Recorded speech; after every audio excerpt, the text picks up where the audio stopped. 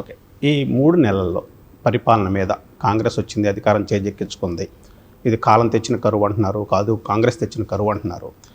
ఈ 3 నెలల పరిపాలన మీద మీ అనాలిసిస్ ఏంటి? ఇప్పుడు తెలంగాణ పల్లెటూళ్ళలో ఒక నానుడి చెప్తాం సార్, అవ్వ బువ్వ ఉడికిందా లేదా అంటే 2 మెతుకులు చూస్తుంది. ఏం చెప్పిండు? మీ పెద్ద కొడుకు 2000 ఇస్తుండని ఓట్లు వేయకుర్రి, రేపు మమ్మల్ని గెలిపియండ్రి, మేము 4000 ఇస్తాము అని చెప్పిండు. పెద్ద కొడుకు పోయిండు, చిన్న కొడుకు వచ్చిండు.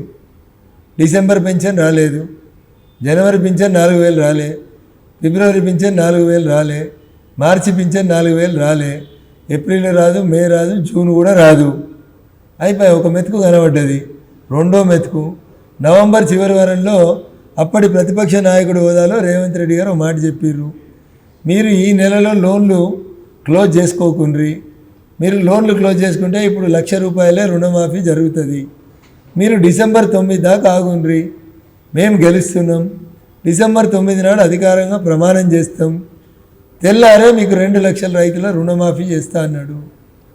సార్ భూమి ఉడికిందా లేదా? 2 మెతుకులు చాలు. 2 లక్షల రుణమాఫీ కాలేదు, 2000 4000కు పెరగలేదు, నిరుద్యోగ భృతి మొదలు కాలేదు, కంటిన్యూటీ ఆఫ్ ప్రాసెస్లో ఉన్నటువంటి జాబులు తప్ప కొత్త నోటిఫికేషన్లు ఏం రాలేదు. Then what is the change? మెతుకు చూడడానికి చేయడానికి అన్నం ఉండాలి.